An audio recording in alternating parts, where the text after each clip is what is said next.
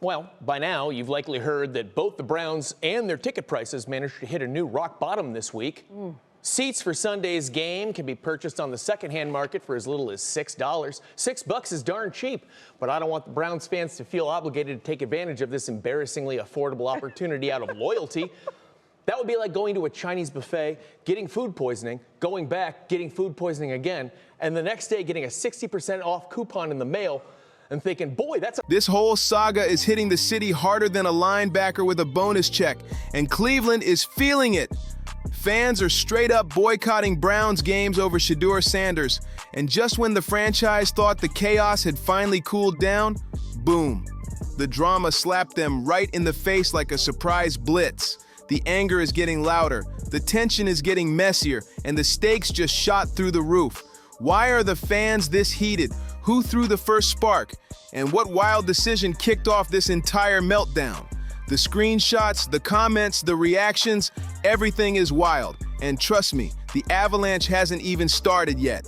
If you're enjoying this breakdown, hit that subscribe button because it helps way more than people realize. The Browns really believed they had escaped drama for one quiet minute. Birds chirping, calm vibes, popcorn actually popping instead of burning. It almost looked peaceful. This NFL owner of the Cleveland Browns, Jim Haslam. You mad? Why? Because people ain't coming up to the games. You ain't selling out Cleveland Browns Stadium. They ain't watching on TV. Your ratings are down. Why? Because you didn't play Shedeur Sanders. See, you wanted Joe Flacco. Now, I like Joe Flacco, but he ain't Shedeur Sanders. We want Shedeur Sanders in there. All right? Ticket sales have plummeted. Okay? Or why viewer ratings have plummeted. Okay? They're not buying your stuff and your jerseys anymore, Jim Haslam, because you don't want to pay. But fans found out real quick that Shedeur Sanders wasn't touching the field, and the whole city switched up instantly. They grabbed their feelings, their dignity, their overpriced foam fingers, and said loud and clear, "No Shedeur, no attendance." And they meant every word. That's when Cleveland's season flipped from rebuilding year to full-blown 911 emergency mode. Ticket prices used to sit at a confident $50 like, yes, you're paying this and you're gonna enjoy it. Now, those same tickets are begging for attention at $5, and even that wasn't painful enough for the front office to wake up. The city watched those prices drop like a fumble on wet turf, and it still wasn't the final twist. Suddenly, the tickets hit $1, a whole NFL game costing less than a gas station hot dog. That's when the panic hit so fast, the stadium accountant probably forgot how to breathe. Imagine grinding your whole life to reach the NFL, only to find out people would rather watch a high school scrimmage than your game, unless Shedeur Sanders is stepping onto that field. That's the level of chaos we're dealing with. It was a sea of brown and orange this afternoon for the Browns season opener. Unfortunately, It's safe to say Browns fans are not too happy this evening. They say, sadly, this is a feeling they know all too well. Now, some fans that we talked to were more optimistic than others. The poor Browns employees trying to sell tickets probably sound like street hustlers at this point, whispering deals like, "Please, sir, any price, take 4. For a quarter, I'll even toss in a souvenir towel and some emotional support." And all of this chaos is happening because the Browns decided their fan favorite phenom, the one with the rocket arm and superstar swagger, should just sit there on the bench like some living statue. Fans didn't just take that personally, they took it as straight up war. Shedeur supporters didn't send polite emails or start gentle petitions. Nah, they unleashed one of the coldest NFL protests anybody has seen in years. A boycott so powerful, it made the front office look like they got run over by a semi-truck full of consequences. Stefanski confirmed that the second half of today's game versus the Baltimore Ravens was Shedeur Sanders' first snap with the starting offense since the Browns drafted him. This tells me a lot. This tells me that they never planned to play Shedeur Sanders at all this year. The only reason why he played was because of Dylan Gabriel went out with a concussion. He also confirmed that if he's cleared, Shedeur Sanders is going back to the bench. And the Browns still tried to play it cool like, crisis? No crisis here? While the stadium looked emptier than a midnight bus stop.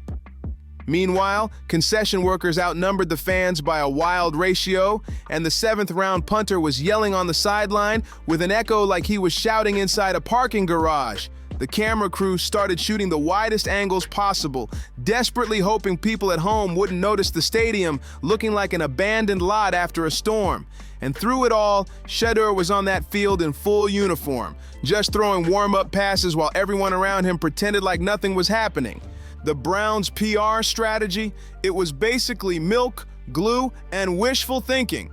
Every week they teased the crowd with the same tired line. Just real quick, you were right and I was wrong. We ain't never seen nothing like shit. I told you. Let's go. Because when you said that early on, I'm like, what are you talking about? They carried the games in Oklahoma, but that was just Oklahoma. That was for Baker. It was like the Oklahoma fan base. They carried the games in Norman, Browns games in Norman. I'm like, that was just as big. Are you telling me that this is the biggest circus the Browns have ever been a part of? Yes. Jay, you not. Yes. Wait, because I remember, like, I'm not draft. I told you. I remember the Deshaun Watson circus. No, well, that was a different. That was a hold up. But because of what he brought with him. Yeah, but that divided the action. He might play, maybe, possibly. Keep watching. Fans rolled their eyes so hard, some folks probably needed goggles afterward. Then came the breaking point, round 2, the Baltimore Ravens game. The matchup that was supposed to be packed, instead, it turned into a historic ghost town. Tickets dropped to $1, and the internet still said, too expensive without Shedeur. That's when the league commentators started whispering yikes, like they were watching a disaster unfold live. The boycott became legendary. Fans bragged about not going like it was a badge of honor. Families with season tickets treated skipping games like a holiday tradition. People posted screenshots of their canceled tickets online like trophies. Canceled for today, and they were proud of it. Man, the stadium was so empty it looked like they were hosting a witness protection meeting instead of an NFL game. Analysts, insiders, fans on social media, even random YouTubers with ring lights all had something to say, and none of it was gentle. Meanwhile, Shedeur is on the sideline shaking his head like he's trapped listening to elevator music in the hottest place imaginable. Stumbled on this post listing Browns tickets for this weekend's game against Baltimore for just $1. That's right. People dropping $6 were actually overpaying, it turns out. And the wildest part? Everyone keeps pretending this chaos isn't about Shedeur, even though everything is absolutely about Shedeur. The Browns suddenly switched up and started talking about him like they finally realized the fans have ears. Shedeur is accurate, elite throws, beautiful ball, NFL ready, special talent. They're basically writing love letters about him on camera. But every Sunday, he's still stuck on the bench like somebody stapled him there. It makes no sense. Then you got Dillon Gabriel jogging out there looking like a kid who borrowed his dad's cleats for picture day. Fans are exhausted watching his version of a glitchy office machine, but Stefanski keeps defending him with the pride of someone trying to convince people that reheated pizza is fine dining. One more rough game, and Stefanski might need a helmet more than the players do. Analysts tore into the decision-making with Black Friday energy, like they were fighting over the last TV on the shelf. LaShawn McCoy sounded like he wanted Stefanski to hand over his playbook and go sit in timeout. And James Jones, he went absolutely nuclear. No subtle tone, no gentle advice, just straight up saying Stefanski is basically asking to get fired at this point. Express enough that I would rather do my taxes early than watch this playbook. By the way, yeah, it's awful. It seems like somebody tweeted this. They said it seems like a chore watching the Browns instead of like entertainment. It really is. Not one kid on my baseball team watched the Browns game yesterday. For what? Why would they? These are kids who like sports. I mean, they play fantasy football. They have a fantasy football league. They're in the scoring, obviously. Jason's brought this point up a number of times on the show, and it's never been more true than now because I think we're into the second generation. Shedeur is literally minding his business, throwing clean laser passes at practice, staying ready, doing nothing wrong except existing. Meanwhile, the Browns are treating the whole situation like it's some dramatic soap opera plotline. Every week the fans ask, will Shedeur play? And the Browns reply with the same energy as a confusing high school situationship. We'll see. And now there's a new theory blowing up online. The Browns might be hyping up Shedeur just to trick fans into showing up. Yes, he might play Sunday, for sure. Buy tickets, please. Then Sunday hits, and the camera pans to Shedeur sitting there in perfect uniform condition like a mannequin. Man hasn't even broken a sweat this season. Fans are getting flashbacks of spending their hard-earned money just to get tricked all over again, and they're not having it this time. Right now, the only people who don't want Shedeur to step on that field are the opposing defenses. You can practically hear them whispering during film sessions like, yeah, let the other guy start. Please, please. Terrible. Myles Garrett, you shouldn't have signed a new contract. You should have got out. Y'all won't win 5 games this year unless you put Shedeur Sanders in, and nobody's coming to the games. It was half full. That means it was half empty. No Shedeur, we ain't watching. Jim Haslam, I love it. You're furious. You're mad. You're pissed off. You're ticked off. There's nothing you can do because the people have spoken. Unless you put Shedeur Sanders in that game so he can win something for you, you won't get anybody coming to your games. Why? Because we don't like you, and we want to see Shedeur Sanders. It's hilarious, but also telling. Everybody knows what time it is except the people making decisions in Cleveland. This boycott cracked open a truth the Browns never wanted to face. The fans finally realized how much power they have. They're not showing up, they're not backing down, and they're definitely not blinking. Every week the stadium gets emptier, and the business department is probably crying into calculators like it's a tragedy movie. And judging by the players' faces, letting Shedeur start might even bring some peace to the locker room because Myles Garrett looks one bad decision away from running through drywall. His whole vibe says he might snatch the playbook out of Stefanski's hands if Dillon runs out again, handing out interceptions like early holiday gifts. The Browns front office is acting shocked, truly shocked, that ignoring the most hyped quarterback on the roster could blow up in their faces. Meanwhile, a full psychological thriller is unfolding in real time. Analysts are already saying Stefanski might lose his job if Shedeur keeps sitting, and here's the spicy part. If the Browns panic and finally start Shedeur, and he turns into a star immediately. You know what that means? That means the fans were right the whole time. And that would sting way worse than losing 42-3. Because if Shedeur steps in and starts dropping deep bombs, shifting momentum, electrifying the stadium, and sending ticket prices skyrocketing like stocks after a billionaire posts online, then every stubborn decision the Browns made gets exposed as a terrible hill they chose to fall on. Fans are not letting this go either. They already turned game day into a protest parade. Social media has turned into a full-on Cleveland therapy session. Memes comparing ticket prices to grocery receipts are everywhere. One dude even said it's cheaper to attend a Browns game now. Just want honesty. That's it. And I tell you what, you want to make some fans today, how about coming out and saying, we suck, we didn't live up to the expectations, I'm extremely mad about this, or I'm mad about that. It's not just Kevin. It's not. It's Andrew Berry. Like, where are you? Where were you when they were making trades? What is, like, everything seems to be in the cloak of secrecy for this franchise, and the only thing that's visible is 2-7. And the other part of it is the team sucked against one of the worst teams in the NFL that just traded. Than to buy toilet paper. Somebody online joked they bought all 15 seats in their whole row just to make sure nobody else had to sit near them. And honestly, it didn't even sound far-fetched. The Browns are basically sitting on a self-destruct button while telling everyone, relax, it's a massage chair. The clock is ticking, the backlash is exploding, and the entire league is watching with popcorn because this might be the most Cleveland Browns storyline ever created. Only Cleveland would spend big money on a superstar quarterback, hype him up, and then bench him like he's waiting for a bus. The season is slipping, the roster is splitting, fans are revolting, and the financial losses are getting downright scary. Whether the Browns admit it or not, they've reached a huge crossroads. Either protect one coach's pride or revive the entire franchise by unleashing the quarterback fans are literally paying to see. And here's the hilarious, painful, unbelievable irony. The Browns could stop all of this chaos with the simplest move on earth. Just play Shedeur Sanders. That's it. But instead, the front office is acting like starting him is some ancient ritual that requires a full moon and permission from the football gods. There's no such thing as a good deal on food poisoning.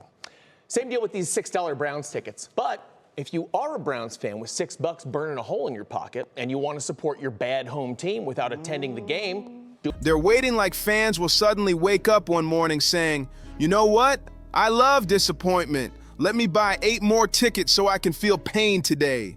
No way, never happening. Browns fans have survived decades of pure madness. They don't break easily, they don't fold easily, they just adjust their nonsense settings and show up stronger with snacks. So now the organization is sitting inside boardrooms panicking like, maybe if we just give Shedeur one drive, one throw, one ceremonial handoff, maybe that'll calm everybody down? Meanwhile, the coaching staff keeps whispering, development, while ignoring the giant flashing billboard in front of them, screaming exactly what the fans want. Everybody is yelling the same thing. Shedeur is right there, but somehow the Browns are acting like they can't hear it. Meanwhile, this whole circus has turned into primetime entertainment. Sports networks are literally eating popcorn on air while commentators crack jokes like, the Browns must be allergic to winning. The whole organization is sitting there metaphorically rubbing cortisone cream on their pride, hoping the embarrassment stops itching. And the wildest part, nobody's defending them, not insiders. Technically, the Browns games are rigged because they're not trying to win. If you're not trying to win, you're trying to lose. So people said with Dylan in the game, it's the best money line bets that they... Not analysts, not fans, not even the stadium seagulls swooping around looking confused. But this boycott, it didn't just grow, it evolved. Fan pages are now coordinating like it's a playoff game. Influencers are dropping tutorials on how to purposely tank ticket revenue step by step. Groups online are competing to see who can cancel the most seats. People are gifting tickets to each other like they're cursed items. Here, take these, but don't you dare attend. This protest has turned into a full-blown mission with spreadsheets, merch, slogans, the whole package. And the Browns, they're trying so hard to act calm. Their press conferences sound like kids explaining why the living room is on fire, but everything's fine, Mom. They keep saying stuff like, attendance doesn't affect us, which is funny because, yes it does. Fix it or watch chaos explode. And guess what? Chaos is already kicking down the door. The locker room looks like a family reunion where half the cousins stop speaking to each other. Some players are pretending everything is fine while others are counting down the minutes until leadership changes. And in the middle of the madness is Shedeur, quietly dropping perfect passes in practice like a football surgeon while the entire league waits to see what Cleveland's next move is. Let's be honest, there is a timeline where the Browns put Shedeur in and everything flips instantly. Tickets rise, seats fill, the offense wakes up, players relax, and the whole vibe turns positive. But in this universe, the Browns seem determined to test how close a franchise can get to total meltdown before admitting the obvious. And the funniest subplot in all of this? Fans aren't even claiming Shedeur will fix everything. They're simply saying, fans are saying something way simpler. At least give Shedeur a shot. Certainly the storyline that stole our attention in the middle of the game was the entry of Shedeur Sanders, seeing his first football. We saw it all in this one. An interception, another one that was dropped, a fumble not recovered by the defense, took a big-time hit in the back from Roquan Smith, had a couple chances late in this game on game-winning drives. Pat, I'm coming to you first here. How do you look at Shedeur after his first taste of NFL action? You know it's tough, just because the game plan wasn't built for him. The game plan was built for Dylan Gabriel, right? So therefore, this game plan wasn't tailored for his... That's all they want. Not miracles, not magic tricks, not a superhero cape, just a fair chance to prove what everyone already sees in practice. And every time the Browns pretend they don't hear that, the city gets louder, the stadium gets emptier, and the drama gets crazier. What makes this even wilder is that the league is treating this like a reality show now. Commentators are laughing on live broadcasts, players from other teams are dropping cryptic reactions online, and even neutral fans are tuning in just to watch Cleveland fumble the easiest decision in the world.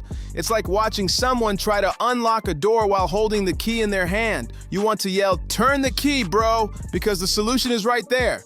Behind the scenes, people in the Browns building are whispering like it's a spy movie. Some think starting Shedeur will save the season, others are scared it'll expose how long they held him back, and a few are just praying nobody leaks what's really happening inside those meetings. And through all this confusion, Shedeur keeps showing up to practice calm, focused, dialed in. Like he knows his moment is coming whether they're ready or not. The craziest part? Even rival fans are chiming in. They're joking like, Cleveland, if y'all don't want him, we'll take him. And that's when the Browns fan base loses its mind, because they know deep down, letting someone else grab Shedeur would haunt this team for years. The city is practically screaming, play him now before this gets even uglier. I find it so weird, y'all. Any other time Kevin Stefanski is asked about the quarterback situation, he's not there, right?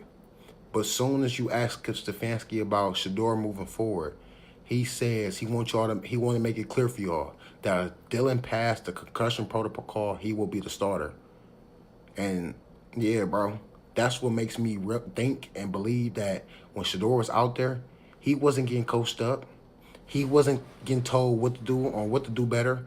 It probably was his teammates. Because if the Browns keep dragging this mess out, the next chapter won't just be a boycott.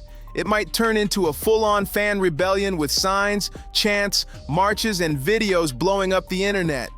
And at that point, the Browns won't be controlling the narrative anymore. The fans will. Fans are practically begging the front office, give the kid a fair shot before the whole season starts looking like a crime scene. They want excitement. They want energy. They want something that actually feels like hope instead of paperwork disguised as football. But instead, they're staring at empty stadiums and games that have the same vibe as filling out tax forms. The world is watching this whole saga like it's a comedy series, and the Browns are the main characters trying to convince fans to come back, and the fans keep replying with the same line every single time. Play Shedeur and we'll think about it. It's petty, it's dramatic, it's strategic, and honestly, it's completely justified at this point. Shedeur starting isn't even just a football move anymore. It's a message. It says fans matter, talent matters, loyalty matters. And if a franchise refuses to listen to the people paying the tickets and the players inside the locker room, then both groups will make sure that franchise finally hears them loud and clear. No filter, no hesitation. The Browns can either dig in and keep pretending everything is fine, or they can choose the one move that fixes the chaos instantly. Start Shedeur Sanders. Until then, get used to seeing empty stadium seats shining brighter than the helmets on the field, because fans are not budging until something real changes. If you enjoyed this breakdown, make sure to like, subscribe, share, and I'll see you on the next one.